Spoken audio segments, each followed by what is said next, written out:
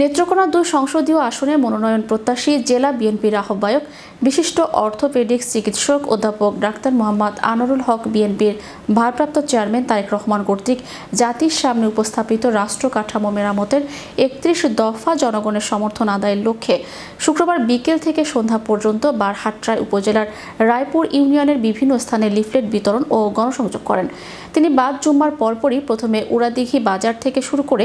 তেগরিয়া বাজার, শ্যামপুরি বাজার ও ফকিরের বাজারে তৃণমূল জনগণের মাঝে লিফলেট বিতরণ ও গণসংযোগ করেন।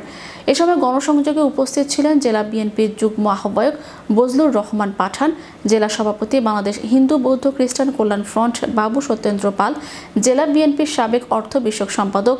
SM মুসা, জেলা কৃষক দলের সভাপতি সালাউদ্দিন খান মিল্কি, পৌর বিএনপির ভারপ্রাপ্ত সভাপতি মেহেরুল আলম রাজু, সদর উপজেলা বিএনপির যুগ্ম আহ্বায়ক অ্যাডভোকেট আব্দুর রাজ্জাক, শফিউল আলম খান, জেলা যুবদলের সাবেক যুগ্ম সাধারণ সম্পাদক মনোয়ার হোসেন লাকমিয়া, জেলা স্বেচ্ছাসেবক দলের সভাপতি সোলাইমান হাসান রুবেল, সাধারণ সম্পাদক অ্যাডভোকেট খালিদ সাইফুল্লাহ মুন্না, যুগ্ম সাধারণ সম্পাদক এহসান শরীফুল আলম সবুজ, জেলা ছাত্র দলের সভাপতি অনিক মাহবুব চৌধুরী, সম্পাদক শামসুল হুদা শামীম, সিনিয়র যুগ্ম সাধারণ সম্পাদক সৈয়দ রাজীব, যুগ্ম সাধারণ সম্পাদক আবুল কালাম আজাদ, বারহাট্টা উপজেলা বিএনপির অঙ্গ ও সহযোগী সংগঠনের অন্যান্য নেতৃবৃন্দ। একটি কথা বলতে চাই,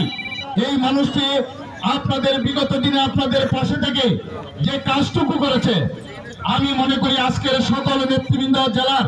যারা এখানে উপস্থিত হয়েছেন অঙ্গ সংগঠন সহ, আমি মনে করি যে এই মানুষটি একটি দাবি আপনাদের কাছে রাখতে পারে। যে দাবিটি হলো, এই যে আন্দোলন সংগ্রামে যে ভূমিকা উনি পালন করেছেন, অনেকে নমিনেশনের জন্য এসেছেন, আমরা তাদেরকে স্বাগতম জানাই।